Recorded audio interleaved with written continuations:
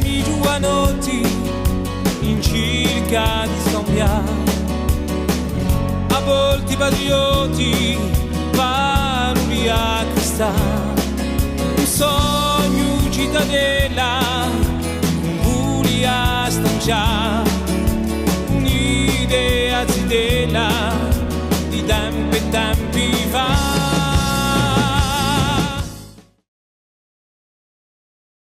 Essayez d'ici. Merci beaucoup pour cette introduction aimable. Merci pour l'invitation.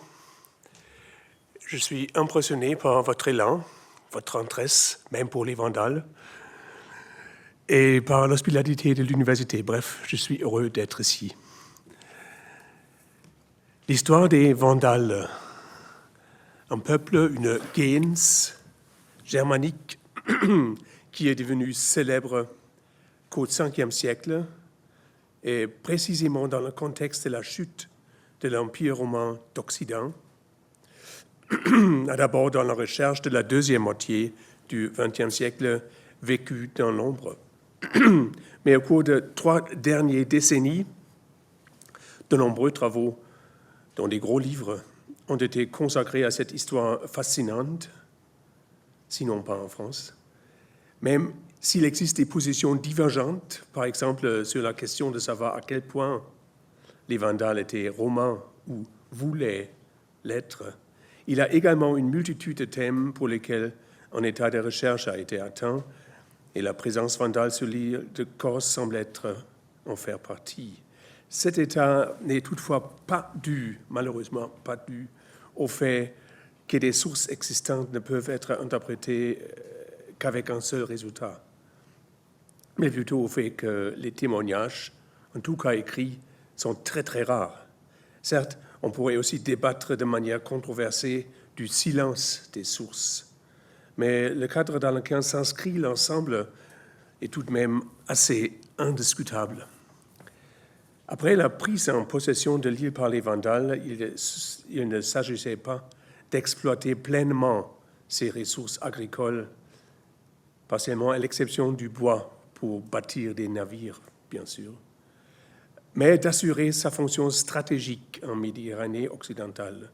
L'intérieur de l'île a donc été laissé à lui-même et seuls les ports ont été occupés d'une manière permanente.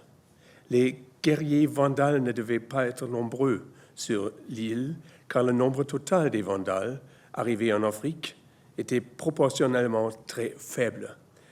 En 429, lors de la conquête de l'Afrique par les Vandales, 80 000 personnes ont franchi le détroit de Gibraltar, femmes et enfants compris, si bien qu'il ne devait pas y avoir plus de 20 000 porteurs d'armes à l'époque, et rien n'indique que ce nombre ait augmenté au cours des décennies suivantes. Mais un coup d'œil sur la plus grande extension du royaume sous le roi Jean Séric,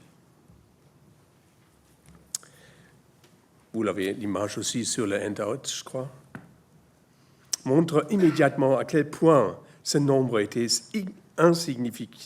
insignifiant face à l'empereur des conquêtes dont les Vandales avaient de bonnes raisons de penser qu'ils ne pouvaient en aucun cas être sûrs.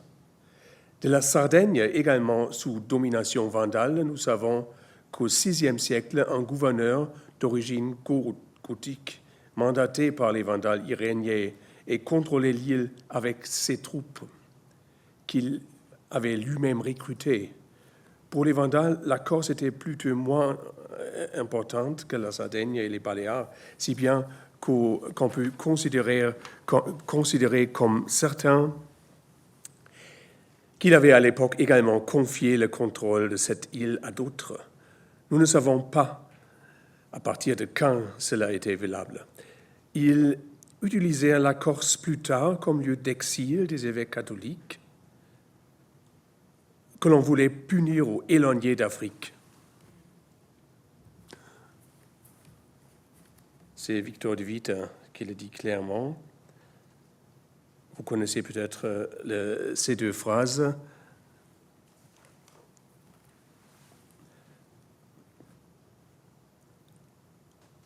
Mais, à vrai dire, nous n'avons aucune information sur les éventuelles conséquences de ces exils.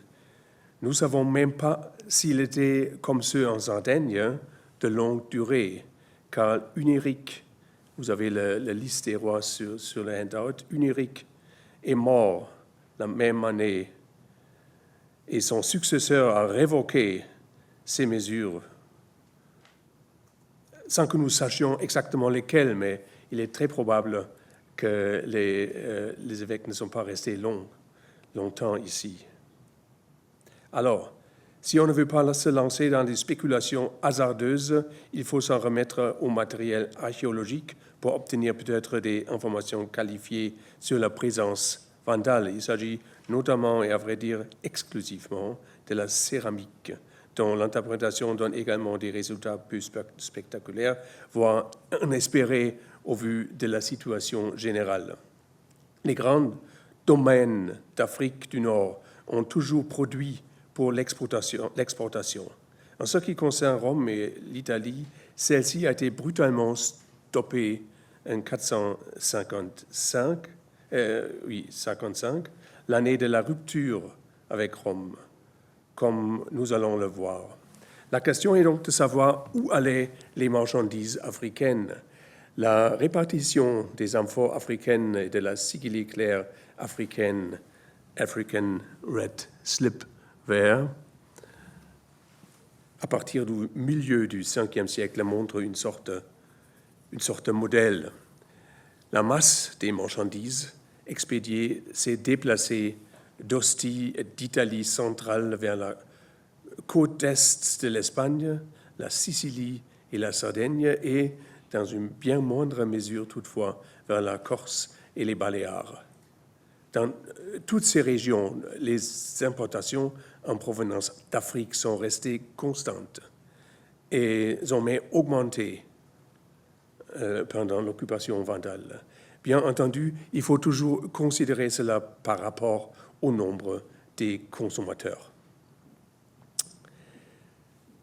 Bon, si vous vous demandez peut-être où je veux en venir avec mon conférence aujourd'hui, je vous rappelle un élément du titre qui vous a peut-être étonné, le Forum romain. Je voudrais en effet présenter quelques réflexions qui se rapportent au début de la Corse vandale. En effet, nous avions ici, au niveau des sources, tout de même quelques phrases de texte transmises, des phrases qui ne sont toutefois pas faciles à interpréter. Il y a le pour et le contre, et à la fin, nous devons nous faire notre propre opinion. Mais c'est en fait l'essence même de la science historique, dont le nom vient du grec historié, qui ne doit pas être traduit par l'histoire, comme on le croit souvent, mais par exploration, c'est-à-dire l'exploration de l'histoire, bien évidemment. Et comme en même temps, l'essence de l'histoire est qu'elle est irrémédiablement passée, cette exploration ne peut être qu'une reconstruction. Et les reconstructions ne doivent certes pas être fictives, mais elles sont toujours le résultat d'un raisonnement qui peut être discuté. Suivez-moi donc dans l'atelier de l'historien, et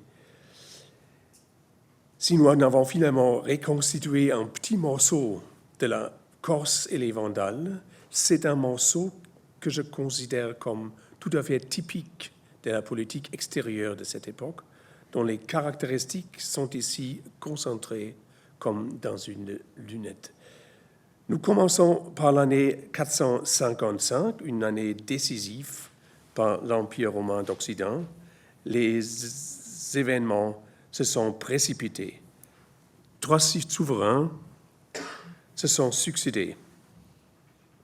Nous avons l'assassinat de l'empereur Valentinien III le 16 mars. Ensuite, Petronius Maximus,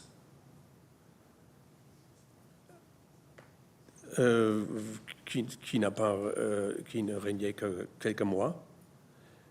Il était le candidat du Sénat, mais il est tué en fuite lorsque les Vandales envahissent la ville. Et puis Eparchius Avitus, règne 17 mars au 31 mai, est amené à régner en Gaule par les Visigoths et a été élevé au rang d'empereur le 9 juillet par les soldats romains en Gaule. La conquête de Rome par les Vandales en 455 ne peut être abordée ici que brièvement. Priscus, sans doute le plus grand historien du 5e siècle, le décrit en termes maigres, mais apparemment clairs. Genséric, le souverain des Vandales, apprit la mort de Valentinien et décida que le moment était venu d'attaquer l'Italie. Il considérait que les traités de paix qu'il avait signés avec eux s'étaient éteints à leur mort et qu'en outre le nouvel empereur ne disposait pas de forces armées significatives, ainsi Priscus. Cela semble certes être un calcul réaliste, mais l'aurait-il vraiment été? Souvent, la conquête de Genséric est en fait considérée comme un pur acte de violence. Il a vu l'occasion favorable et l'a saisie, traité ou non. Cette vision me semble aboutir à une barbarisation peu appropriée du roi. D'une certaine manière, il me semble que l'accusation de vandalisme est toujours présente dans cette interprétation, bien que, comme on le sait, elle ne date que de la Révolution française et n'a en fait rien à voir avec les Vandales de l'histoire. En tout cas, nous voyons ici que cette barbarisation a déjà des racines antiques. D'ailleurs, cela ne concerne pas seulement les Vandales. Le fait qu'on se concentre, pour ainsi dire, aujourd'hui entièrement sur eux, avec ce mot vandalisme, est une sorte de hasard idéologique. Quoi qu'il en soit, l'impression que prédomine ici est que l'attaque de Genséric contre Rome visait avant tout la destruction et le butin. Nous verrons tout à l'heure qu'il existe des interprétations plus appropriées. Genséric était loin d'être un aventurier imprudent, et il devait se rappeler qu'il voulait encore conclure des accords et des traités par la suite.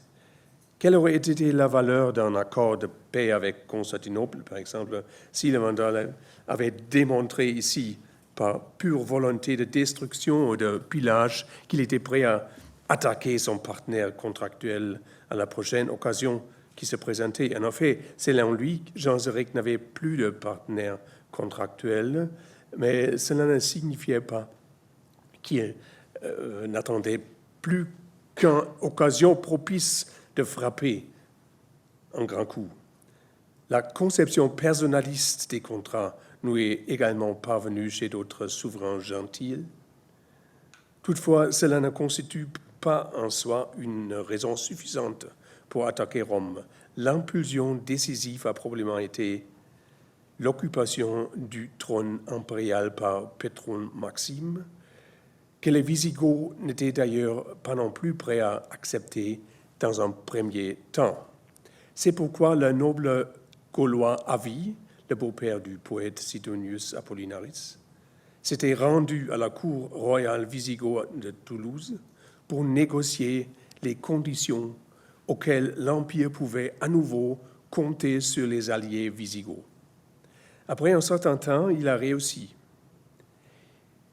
Ici, il faut que je fasse un peu de développement. Lorsque les Vandales sont arrivés en Hispanie en 409, les Goths étaient déjà des alliés romains depuis des décennies, même si les relations étaient loin d'être exemptes de tensions. Rome les a finalement, en 416, poussés à attaquer les Vandales, les Alains, les Suèves, qui avaient envahi le pays, et ils ont fait un carnage parmi eux. Ils sont ensuite contraints de quitter l'Hispanie et de s'installer dans le sud de la Gaule. Seulement une partie des Vandales qui a échappé à l'extermination a pu passer en Afrique en 429, mais les Goths qui avaient eux-mêmes tenté à plusieurs reprises d'attendre l'Afrique, ont laissé un mauvais souvenir chez eux, ce qui est bien compréhensible. Quelques années après la prise de Carthage, il avait certes obtenu un traité de l'Empire romain, 442. On ne voulait surtout pas perdre les livraisons de céréales à Rome, mais la prise de Rome, 455, a tout changé. C'était désormais la guerre ouverte, et il était clair que le plus grand danger menaçait si une étroite coopération entre l'Empire et les Visigoths amenait les Visigoths en Hispanie et après peut-être en Afrique. Revenons aux négociations fructueuses qu'Avi a menées avec les Goths à Toulouse pour les rallier à nouveau à l'Empire. Ceux-ci n'ont certainement pas promis leur soutien sans contrepartie. Nous n'avons pas de témoignages, mais les événements des années suivantes nous montrent l'armée Visigoth et son roi en Hispanie, où ils combattent les Suèves, la seule tribu germanique en Hispanie à cette époque. Ils s'étendaient alors de plus en plus vers le sud. Il est très probable que cet accès à l'Hispanie a été promis aux Goths en 455 lors de ces négociations. Du côté romain, on était heureux de pouvoir offrir quelque chose qui servait ses propres intérêts. Les Suèves n'avaient pas de traité avec l'Empire, pas d'intérêt commun et agissaient en conséquence. Considérons maintenant la situation du point de vue de Genséric. Avi, connu comme être un ami de la famille royale Visigoth, et donc certainement considéré avec méfiance par les Vandales, était à Toulouse pour gagner à nouveau la loyauté des Visigoths.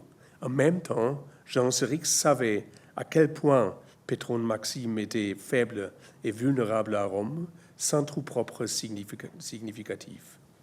À Carthage, on pouvait donc certainement additionner 2 et 2 et craindre ce qu'il est arrivé à la fin. Les Visigoths s'engagent pour l'Empire, Rome leur ouvre de nouvelles perspectives vers le sud, et Avi devient finalement empereur. Le contemporain galicien, évêque et chroniqueur Idas, explique dans sa chronique que Genséric a navigué vers Rome pour empêcher Avi de devenir empereur. Certes, cela n'était certainement pas clair en mai, lorsque les Vandales sont partis de Carthage. Avi ne s'est fait proclamer empereur que plus tard, le 9 juillet, soutenu par le roi Visigoth, par les troupes romaines à Arles, à la nouvelle de la mort de Pétron Maxime. Mais l'anachronisme d'Idas se comprend aussi par le fait qu'il a en quelque sorte vécu de près l'étroitesse de la relation ultérieure de l'empereur Avi avec les Visigoths et à quel point cette entente était dirigée contre les Vandales. Nous y reviendrions. De toute façon, pour voir que l'association d'Avi, le maître de l'armée romaine de plus haut gradé de l'époque, avec les Visigoths, c'est-à-dire l'armée des fédérés la plus puissante, en combinaison un empereur romain faible, était explosive pour les Vandales. Cela ne demandait pas de don de prophétie. Avi comme empereur avec les guerriers Visigoths derrière lui, c'était certainement la pire des possibilités pour Genséric. Il avait donc de bonnes raisons politiques, pour ainsi dire, de frapper Rome. Mais ce que personne à Rome n'avait apparemment prévu, c'était la rapidité avec laquelle Genséric a réagi à cette constellation, dont l'arrivée a suffi à mettre fin à la position et à la vie de Pétron. Il a été tué après 77 jours de règne. La résistance semblait complètement inutile, comme il n'y avait pas d'aide militaire à proximité, même les immenses murailles de la ville ne servaient à rien. Le pape Léon a tout de même réussi, il a pu combler un peu le vide politique laissé non seulement par la mort de l'empereur, mais aussi par la disparition, pour ainsi dire, du Sénat et de la cour impériale. Il a donc réussi, avant que les Vandales ne franchissent la Porta Portuensis, 2 juin 455, à obtenir un accord. Personne ne résisterait. Les Vandales pourraient emporter ce qu'ils voulaient, mais il n'y aurait pas non plus d'actes de violence. En conséquence, les Vandales ont acquis de grandes richesses et d'importantes œuvres d'art, dont le trésor du temple de Jérusalem, qui était à Rome depuis 70 ans après Jésus-Christ, comme trophée de la guerre juive. On pourrait discuter longtemps des formes sous lesquelles le XIXe siècle, fortement dépendant des traditions nationales et des généalogies fictives, cela représentait, vous voyez ici une gravure du XIXe siècle, mais ici cela nous éloignerait trop du sujet. Le temple de Jupiter du Capitole romain à Rome, symbole de la domination romaine, a été dépouillé de son toit doré par les Vandales, et il semble qu'il ait eu tant de métaux précieux à prendre au total que les objets en bronze n'ont guère intéressé les conquérants. Ainsi, pendant 14 jours, Rome a été fouillée de manière systématiquement et ciblée par les Vandales, mais n'a pas été détruite. Ironiquement, c'est l'exact contraire du vandalisme, bien que la prise et la spoliation de la ville éternelle leur aient justement valu cette accusation au XVIIIe siècle. Outre des biens matériels, les Vandales ont également importé un butin humain à Carthage, un nombre non négligeable de Romains, hommes, femmes et enfants, pour les libérer plus tard contre une rançon. L'impératrice veuve Eudoxie fut également enlevée à Carthage avec ses 2 filles, Eudokia, la fiancée de Hunéric du temps de l'entente romaine vandale, et Placidia. Vous avez les noms et le stemma des empereurs de cette famille, des empereurs Sulla et Out. Il ne s'agissait pas ici, comme dans le cas d'autres enlèvements, d'une rançon. Genséric voulait plutôt s'assurer que la question de la succession dans l'Empire d'Occident restait ouverte, que rien ne pouvait au moins être décidé sans lui.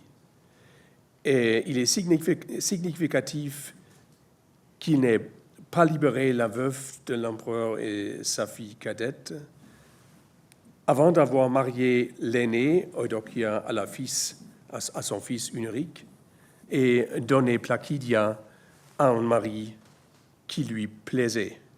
Cela n'a eu lieu qu'en 462 après Jésus-Christ.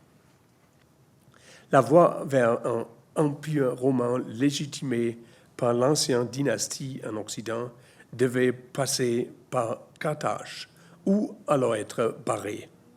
Et le butin que Genséric a fait à Rome, c'était loin d'être apolitique, car la dépossession matérielle ne concernait pas seulement l'avoir, mais aussi le non-avoir des perdants.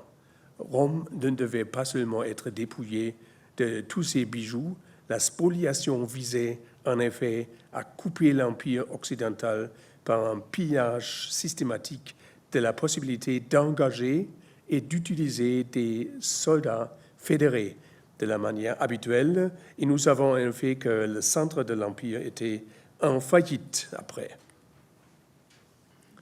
En même temps que les trésors, l'initiative politico-militaire devait donc passer de Rome à Carthage. Les Vandales ne restèrent pas longtemps. Le butin fut ramené à Carthage et la victoire célébrée. Pour s'installer durablement à Rome, les moyens et sans doute aussi la volonté faisait défaut. Cela donne aux nouvelles l'empereur Avi, proclamé en Gaule à la fin de l'été 455, la possibilité de s'y réinstaller. Et il n'est pas venu seul, mais avec des troupes auxiliaires goths, qui ne l'ont toutefois pas aidé par idéalisme. Il fallait les payer. Et l'on voyait déjà l'effet précis de l'action de Jean Zéric. Il n'y avait plus guère de choses de valeur à Rome avec lesquelles on pouvait les satisfaire. Avi décida de procéder à un nouveau démantèlement des décorations que les barbares avaient laissées sur place. Il fit démonter les décorations en bronze qui se trouvaient encore dans les édifices publics et confisquer une partie des statues en bronze qui ornaient encore la ville. Il en avait trop pour les Vandales puissent tout emporter, surtout si ce n'était que du bronze. Avi vendit les statues et reçut en échange de la simple valeur du métal des pièces d'or dont il avait grand besoin pour payer ses alliés wisigoths. Si cette action illustre la situation financière désespérée de Rome, la réaction qu'elle a suscitée est également révélatrice. Du point de vue de l'aristocratie sénatoriale à Rome, Avi avait détruit la dignité de la ville, bien que l'autre possibilité, leur propre expropriation par la force, leur aurait certainement encore moins plu. Et l'accusation était la suivante: pour payer les barbares, on a dilapidé des valeurs culturelles. Et le nouvel empereur n'était-il pas lui-même, du moins à moitié, un Gaulois? Cette plainte montre que la réalité politico-militaire n'était pas encore entrée dans les esprits.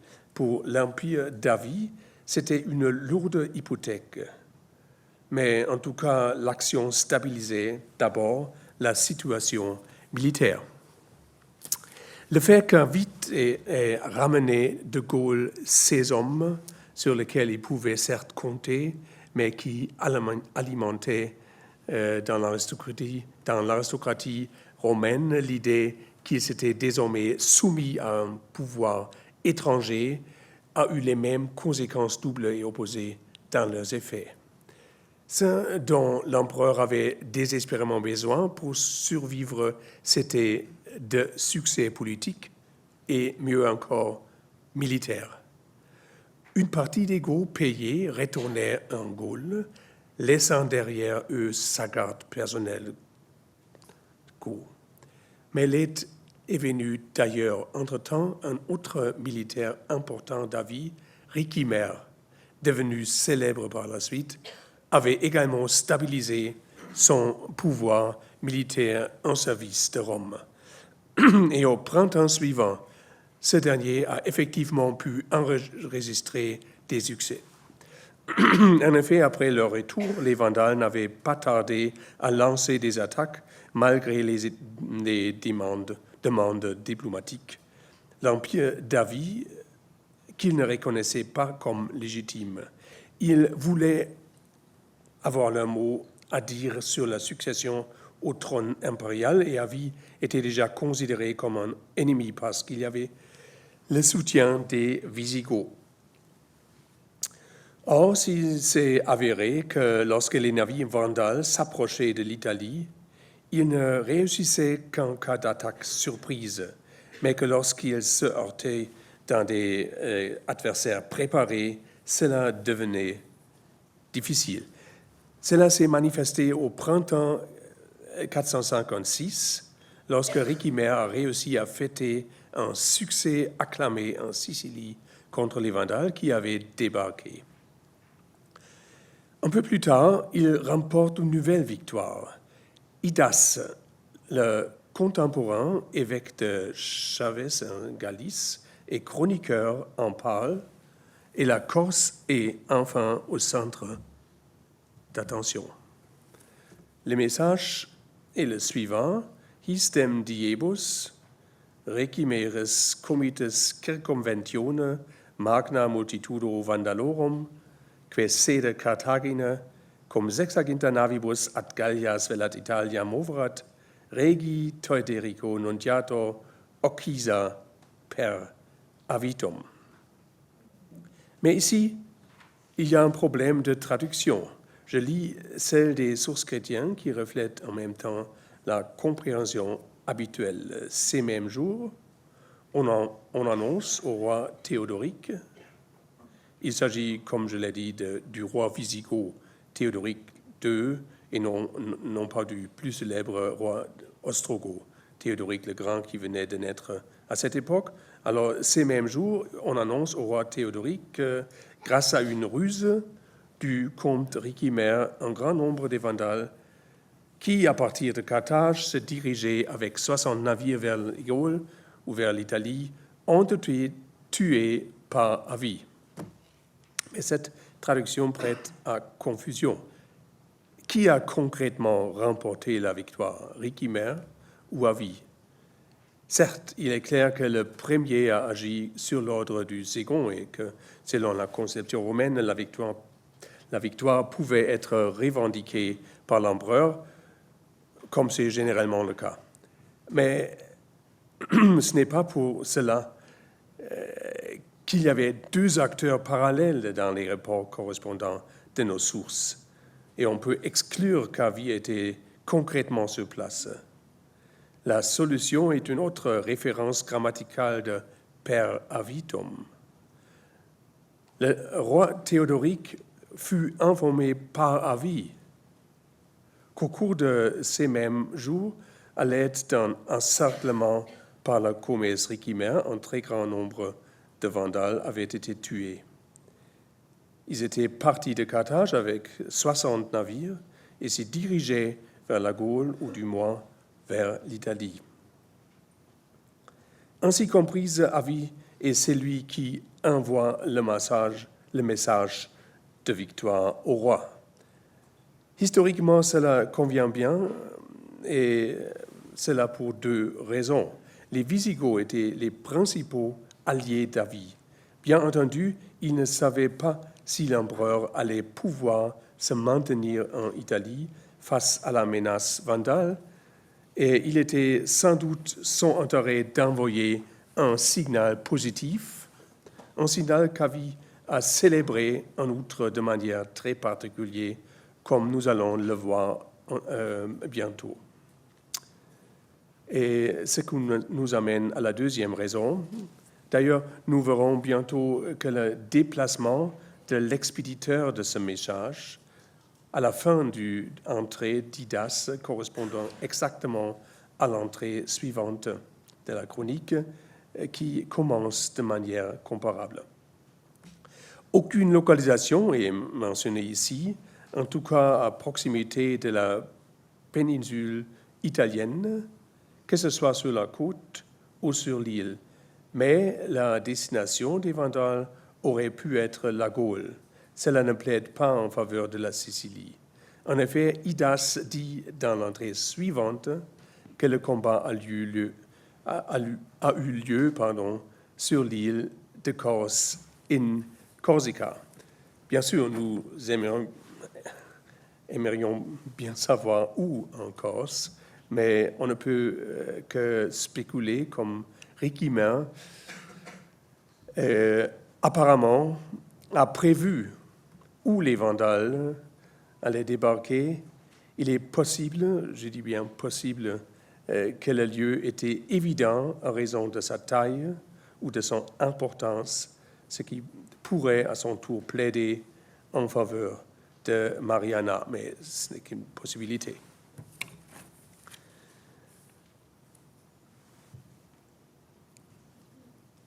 Et le lien avec l'entrée prochaine d'Idas permet de la dater du début de l'été de cette année 456, comme nous allons le voir, et de souligner à nouveau l'importance de cette victoire.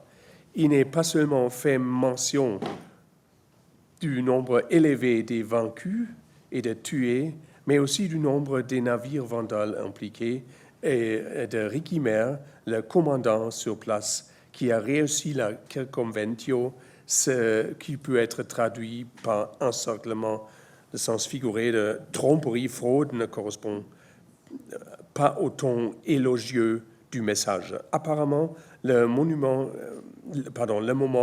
de l'annonce se situait encore dans une phase où Ricimer était loyal à l'empereur.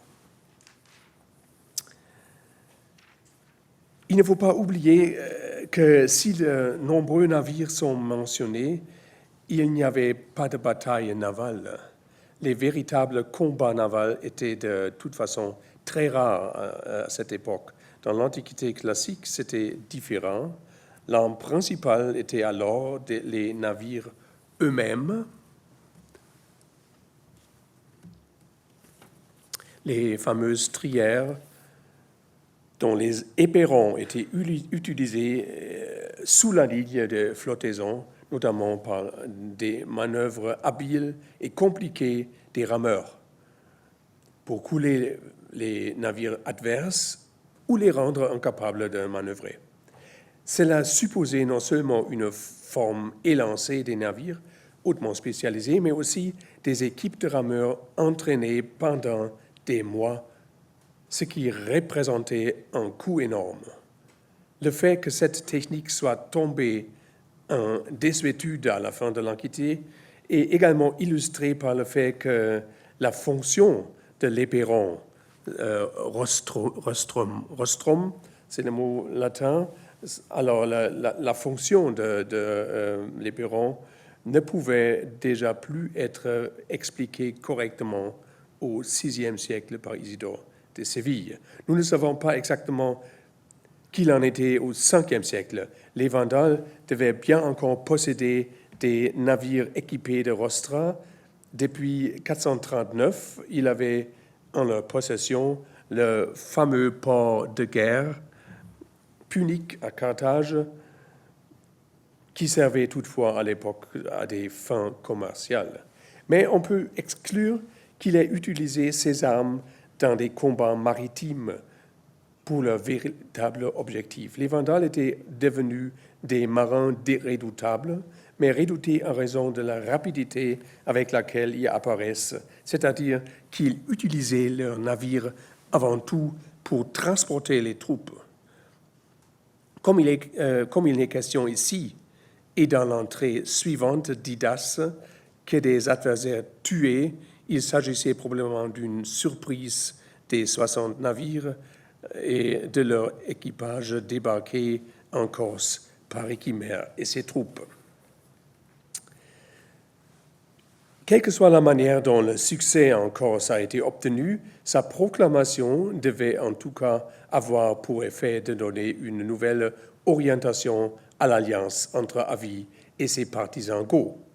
En effet, la crainte de Genséric qu'un empereur Avis avec ses Visigoths à ses côtés signifiait la guerre pour les Vandales et le risque de perdre le territoire africain avait des bonnes raisons. Avis savait, comme plus tard son successeur Majorien, qu'il ne pouvait réussir que s'il procurait à nouveau des recettes fiscales à l'État romain, et comme cela était difficilement réalisable en Gaule face aux Visigoths, et il ne restait que l'Hispanie et surtout l'Afrique elle-même. Là encore, le succès était possible qu'avec des combattants Visigoths que l'Empire avait toutefois longtemps tenu à l'écart des perspectives maritimes pour pouvoir contrôler leur rayon de mouvement. Maintenant, cela pouvait changer. Le problème principal d'une attaque en Afrique était le transport des troupes qui pourraient être attaquées, et la perte des navires vandales c'était certainement l'arrière-plan du message d'Avis encouragé dans cette direction, celle d'une alliance explicitement dirigée contre les Vandales, au profit des Visigoths, mais non moins pour la sécurité de Rome. Mais cela nous amène à la ville de Rome, dont l'humiliation ne remontait qu'à un an, et dans laquelle la nouvelle d'une victoire sur les Vandales et de la prise de leur navire a certainement suscité une grande joie. Je me suis justement attardé sur les rostra, car ce mot était, comme vous le savez peut-être, étroitement lié au forum romain. C'est là qui se trouvait depuis toujours la fameuse tribune oratoire, désignée précisément par ce nom, rostra, parce que les rostras des navires puniques capturés lors de la première guerre punique, ils avaient été apposés dès le IIIe siècle avant Jésus-Christ, un signe d'affirmation fière de soi et de la puissance romaine face aux Carthaginois. À l'extrémité ouest du forum romain, plusieurs campagnes de fouilles ont permis de mettre au jour au XIXe siècle, à l'ouest de la colonne de Phocas, des fragments d'une inscription de l'Antiquité tardive de grand format sur des blocs de marbre blanc. Des lettres de 18 cm de haut, travaillées avec qualité, à l'origine sur une longueur nettement supérieure à 10 mètres. Le seul monument des environs qui aurait pu porter une inscription aussi longue est l'estrade des orateurs, même si elle était beaucoup plus longue. Mais il existe une annexe de l'Antiquité tardive au nord qui offre à peu près cette longueur, vers l'avant et sur le côté environ 5 mètres plus 4 mètres, et qui constituait un prolongement de la façade de la rostra jusqu'à 29 mètres au total. L'inscription couronnerait donc cette annexe. C'est pourquoi les blocs sont aujourd'hui placés sur cette annexe.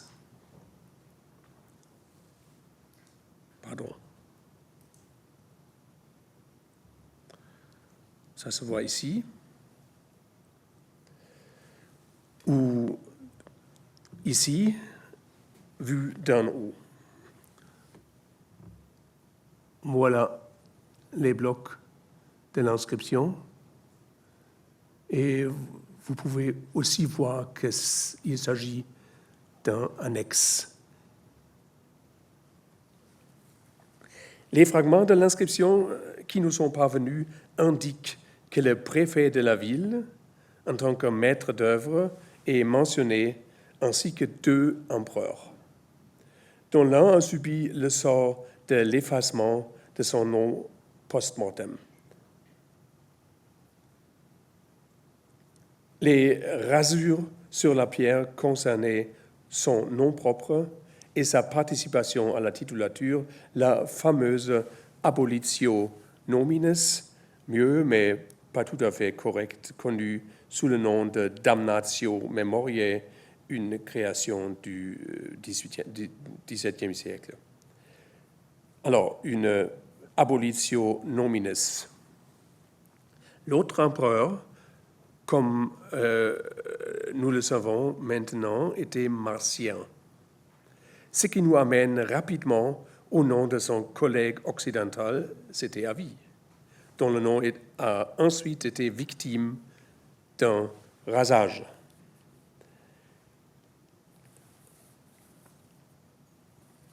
Il est important de noter que l'extension présente encore aujourd'hui des trous, des mortaises, 8 mortaises clairement visibles sur la face avant de 5 mètres de long, exactement aux mêmes distances que celles que l'on trouve sur l'ancienne façade, puisque, comme nous l'avons dit, c'est là que se trouvaient les fameuses rostras des navires puniques. Ils ont donné leur nom à la Seine. Cela doit également être le cas pour l'extension. Cela signifie qu'il y avait autant de rostras à cet endroit. Mais 60 navires ne signifie pas 60 rostras.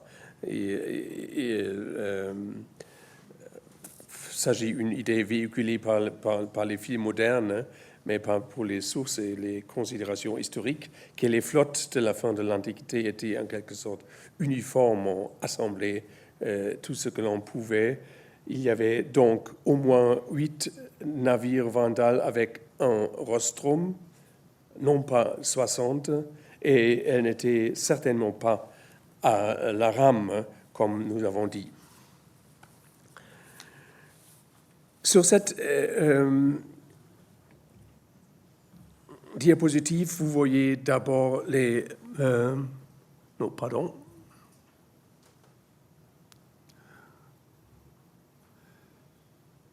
Ici, vous voyez clairement l'annexe. La rostra ancienne s'est terminée ici. Et voilà ici l'annexe. Et ici, c'était placé l'inscription de l'Antiquité tardive.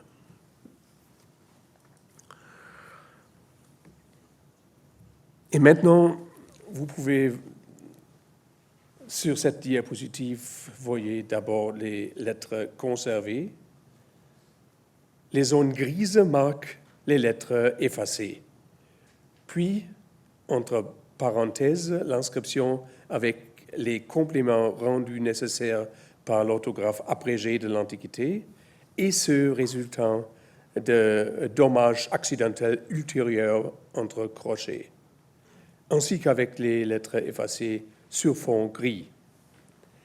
L'effacement du nom d'Avis s'est fait si habilement que la forme grammaticale n'a pas été vidée de son sens, car les terminaisons des mots ont été ici abrégées, comme c'était généralement le cas, et pouvaient donc être comprises différemment, comme vous pouvez le voir à la ligne suivante.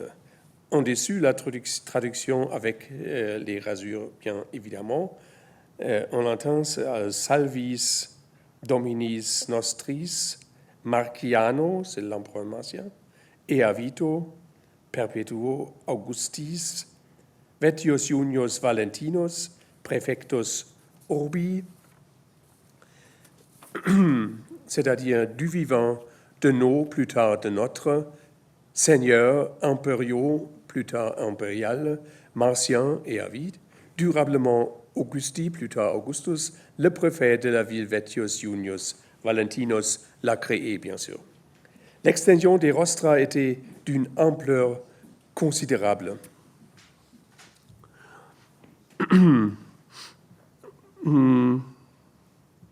Pardon.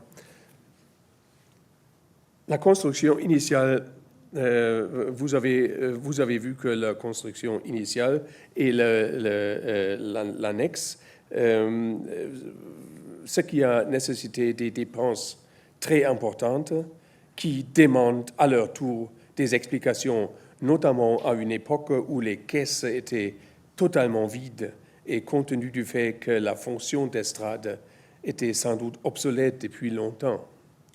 Mais cela ne s'appliquait pas à la fonction idéologique, car bien sûr, on savait et on pouvait le voir que cette tribune avec ses becs de navires avait toujours pour but de montrer que l'on s'était imposé face à son rival au sud de la Méditerranée. Et jamais une réédition de cette démonstration n'avait été plus nécessaire qu'après la prise de la ville par des ennemis venus précisément de cette Carthage. Roma, c'est ce que proclamaient les rostra vandalica, comme les chercheurs du XIXe siècle les ont appelés, en partant toutefois du principe erroné qu'il s'agissait que d'une restauration de l'édifice endommagé en 455. Roma non seulement reprit pied malgré les temps difficiles, mais elle a également pris sa revanche sur les ennemis. La prudence avec la responsabilité formelle de la construction sur le forum a été laissée, comme l'exigeaient les droits de l'aristocratie sénatoriale, à son principal représentant, le préfet de la ville, s'inscrit bien dans une situation où, comme nous l'avons vu, les relations d'Avis avec elle étaient loin d'être détendues. Revenons maintenant à Idas et son deuxième entrée, qui le suit immédiatement et dont j'ai dit que sans elle, la précédente ne pouvait pas être comprise. Malheureusement, cette entrée de la chronique, le numéro 177, est également contestée. Le tribun Ézéchios,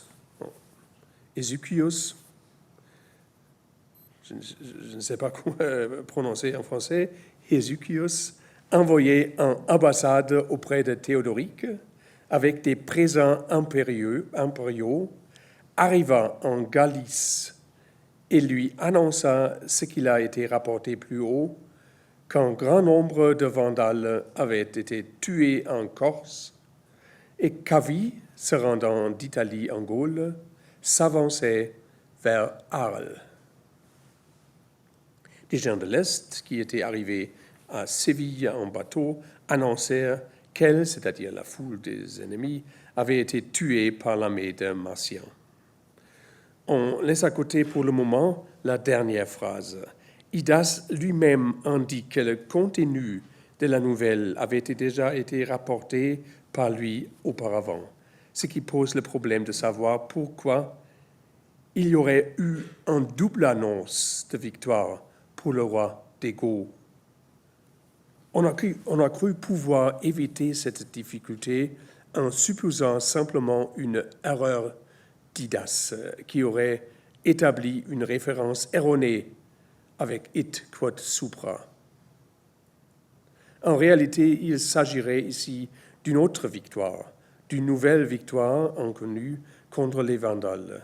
Mais le chroniqueur et évêque étaient proches des événements, non pas en Corse, mais auprès du roi Wisigoth qui se trouvait alors en Galice. Il avait certainement des contacts avec la cour et il se montre ici particulièrement bien informé puisqu'il connaît le nom de l'ambassadeur, etc.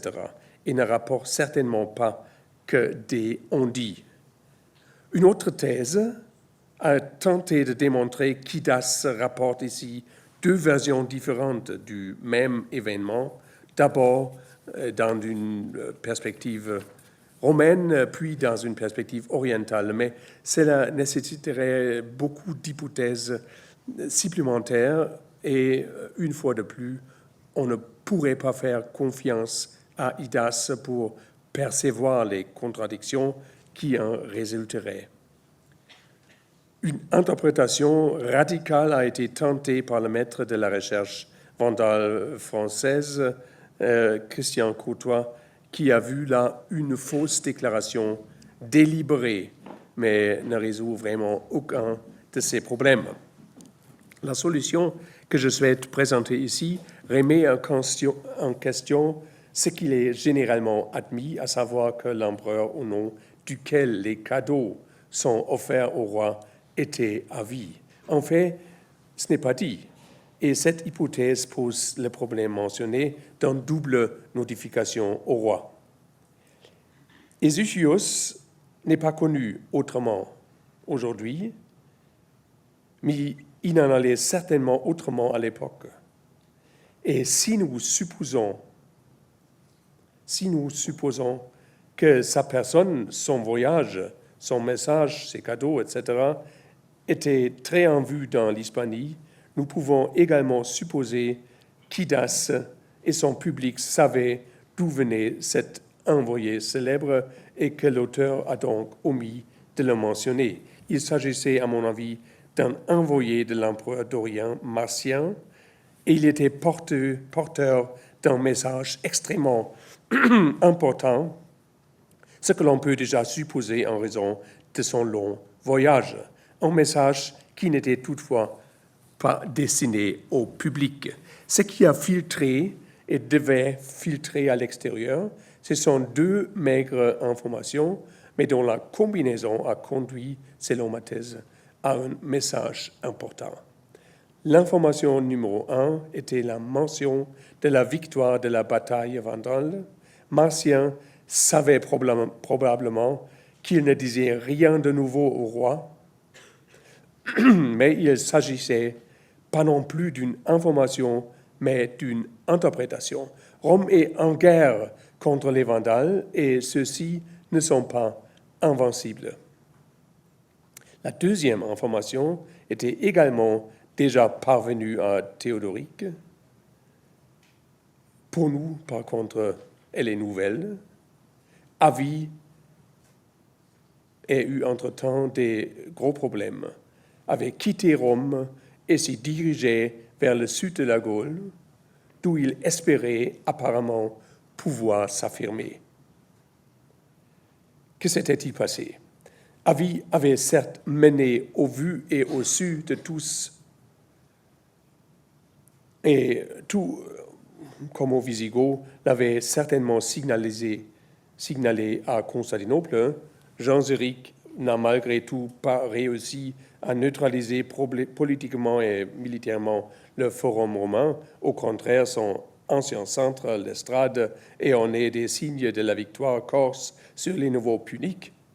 Mais malheureusement, du point de vue de Rome en tout cas, la représentation politique ne fonctionne pas lorsque elle est désavouée par la politique concrète. Avis n'avait pu gagner ni le peuple, ni l'aristocratie au cours de quelques mois de son gouvernement. La raison en était les contraintes par lesquelles la conquête de Jean Zéric et la politique de blocage qui s'en était suivie l'avaient placé. À l'été 456, une crise de famine s'est ajoutée à l'effondrement des caisses et aux confiscations nécessaires causées par le blocus de Jean Zéric sur les navires de céréales africaines. Le peuple de Rome attendait traditionnellement de l'empereur qui assure l'alimentation, et c'était précisément, outre la perte des recettes fiscales, la pire conséquence de la perte de l'Africain.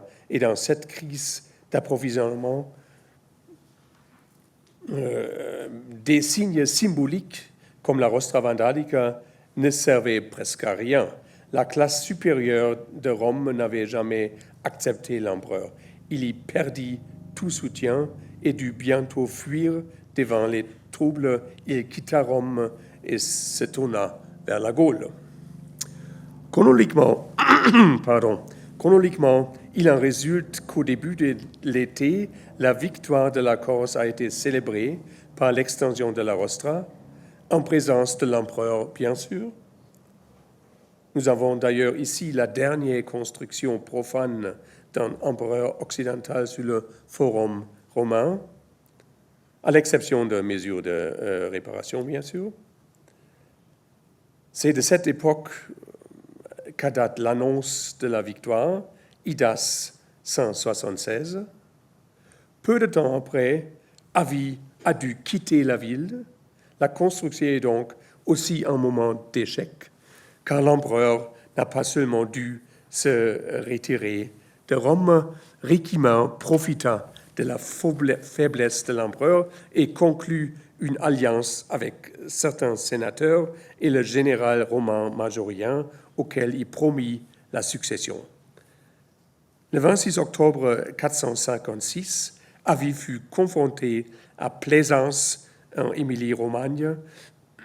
Ses troupes perdirent la bataille. Une autre guerre civile comme celle qui avait toujours frappé la puissance de Rome, mais cette fois-ci de manière particulièrement saisible, et il fut contraint d'abdiquer.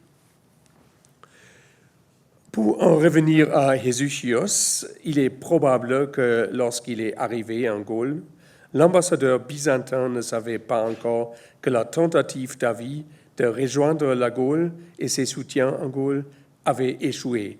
Mais il ne voulait pas non plus informer le roi de la fuite de l'empereur, ce qui était sûrement pas nécessaire.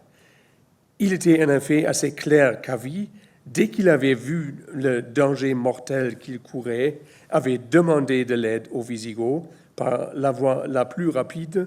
La question de savoir pourquoi elle n'est pas venue peut être laissée de côté ici. Cependant, derrière l'affirmation selon laquelle l'empereur Avis a quitté l'Italie, Tout comme derrière la première partie du message des Échios, il n'y avait pas d'information, mais une interprétation. Tu ne pourrais plus, roi d'Ego, compter sur avis, car il ne peut pas se maintenir en Italie. La combinaison des deux déclarations a alors donné quelque chose qui a certainement été prononcé à la cour de Théodoric derrière des portes fermées, mais qui devait rester secret pour de bonnes raisons. L'empereur de l'Est demanda aux Wisigoths de mener une action militaire commune contre les Vandales. Immédiatement après la conquête de Rome et de l'élèvement de la famille impériale dans laquelle il s'était marié, Marcien, l'empereur de l'Est, avait tenté à 2 reprises de faire libérer la famille de l'empereur Valentinien, avec laquelle il avait, comme j'ai dit, des liens de parenté, en se présentant à Carthage avec de bonnes paroles. Mais Genséric l'avait littéralement éconduit. La conséquence, comme nous le savons, fut que Marcien décida d'une action militaire contre les Vandales avec pour allié naturel, et ça c'est nouveau, comme on peut comprendre d'ici, Théodoric et Ségo. Nous ne savons malheureusement pas ce que Théodoric a répondu à l'ambassadeur, mais nous savons que le projet n'a pas abouti tout simplement parce que Marcien est mort peu de temps après, fin janvier 457, et que son successeur avait d'autres projets. Et par souci d'exhaustivité, la dernière partie de l'entrée rapporte une autre information parvenue à Théodoric, mais Idas ne l'apportait que parce qu'elle correspondait à l'affaire et non parce qu'elle devenait pertinente d'un point de vue historique. La victoire corse était entre-temps devenue si proéminente que des resquilleurs, pour ainsi dire,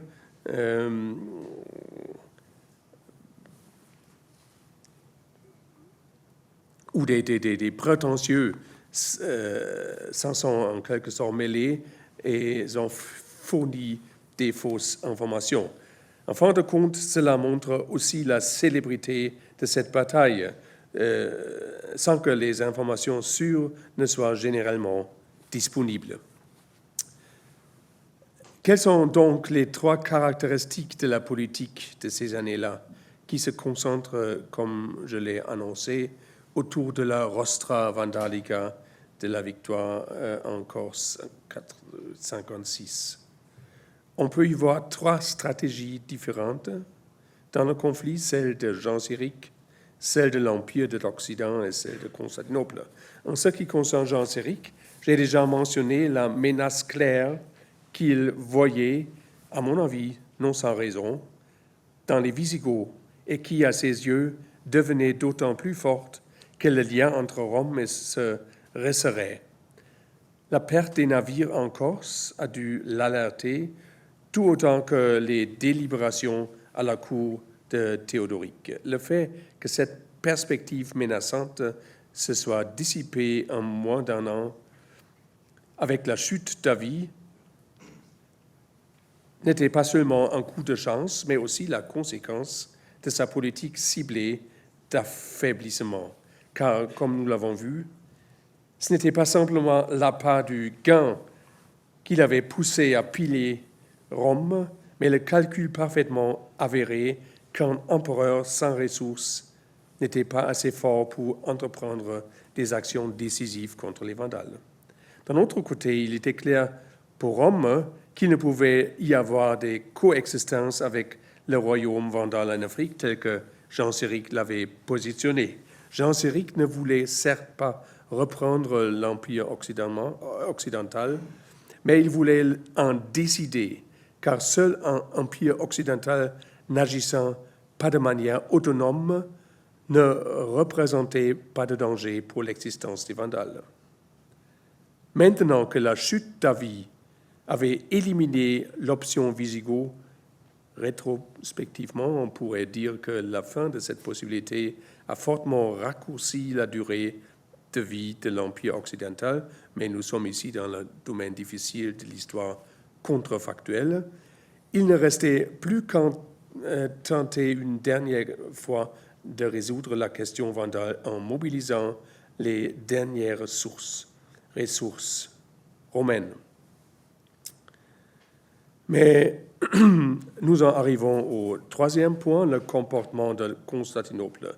Selon l'interprétation présentée ici, Marcien a tenté, tard dans l'année 456, d'aider l'Occident contre les Vandales, mais c'était 1 an et demi après la conquête de Rome, et c'était trop tard. Trop tard aussi de son successeur qui voulait d'abord s'entendre à nouveau avec les Vandales. Un empire occidental faible pouvait encore, en 456, être considéré comme un problème mineur en Orient. Le fait que l'Occident ne se rétablirait pas, on l'a ignoré. Pour conclure, revenons à la perspective corse. Le sac de Rome en 456 n'a absolument rien à voir avec la conquête vandale de la Corse. Et nous ne devons couper tout lien chronologique entre les deux événements, qui s'est répandu de la littérature spécialisée aux guides touristiques et à Wikipédia. Comme nous l'avons vu, c'est précisément l'inverse qui s'est produit. La Corse a marqué à cette époque la volonté de résistance romaine uninterrompue. La situation historique globale s'oppose également à un tel lien. En effet, l'empereur Majorien, successeur de l'infortuné Avis et bénéficiaire de son échec, a néanmoins hérité d'un certain point de vue, en essayant de mener une politique active contre les Vandales. Au début de la décennie suivante, il rassembla une nouvelle fois toutes ses forces et construisit une flotte pour combattre les Vandales à partir de l'Andalousie, sans aide des Visigoths, bien sûr, les alliés spéciaux d'Avis déchu. L'objectif était de reconquérir l'Afrique. Une opération combinée de l'armée de terre et de la flotte a été planifiée et menée avec succès, rééquipée pour l'occasion avec les dernières réserves financières de Rome. L'armée et la flotte devaient se rencontrer à Carthagène, en Espagne, où les navires sont arrivés sans difficulté, mais où elles sont tombées aux mains de l'ennemi, probablement par corruption et trahison. Nous ne savons pas grand-chose là-dessus. Il y a certes une ironie amère dans cette situation, mais elle est aussi en quelque sorte logique lorsque Genséric s'est sauvé avec l'or qu'il avait dérobé à Rome. Le plan de déploiement romain avait cependant bien fonctionné, et une Corse vandale, tout comme les Baléares vandales, aurait été comme une épine dans le pied d'une telle opération. Les îles devaient encore être aux mains des Romains à cette époque.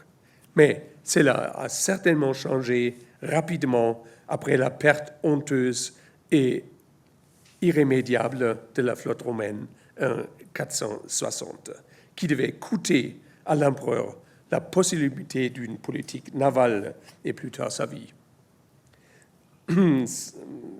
Cette perte a donné aux Vandales toute une série de points d'appui en Méditerranée occidentale, bien que le terme « empire » ne doive être utilisé ici avec prudence, comme nous l'avons vu, y compris la Corse.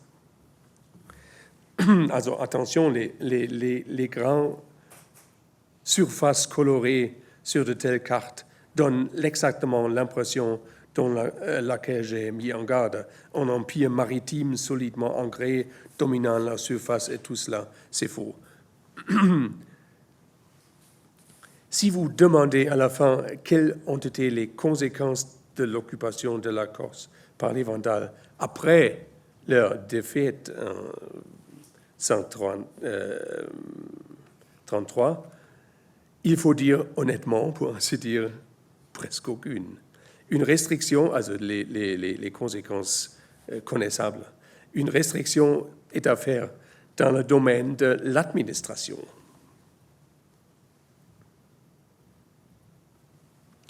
En effet, alors que la Corse faisait partie, à l'époque de l'Empire romain, de la préfecture Italie et Afrique, voilà cette préfecture, où concrètement, c'est-à-dire un niveau plus bas, de l'Italie suburbicaire, Italia suburbicaria, voilà. C'est partie de l'Italie et la Sardaigne et la Corse. Après la conquête byzantine du royaume des Vandales, l'empereur Justinien a pris en compte les changements provoqués par les Vandales dans la mesure où il a continué à faire administrer la Sardaigne et la Corse à partir de Carthage, devenu le centre du nouveau ex-Archatus Africae, de l'exarchat byzantin. Ici en rouge,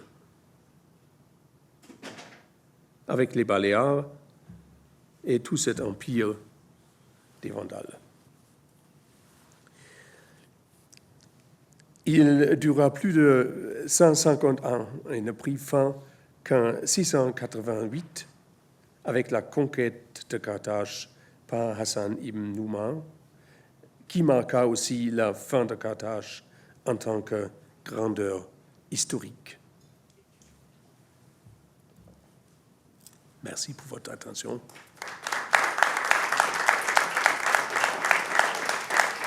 Erami giovanotti in circa di Sambia, a volti patrioti, valuri a Cristà, un sogno cittadella, un vuli a stanciare, un'idea zitella di tempi fa.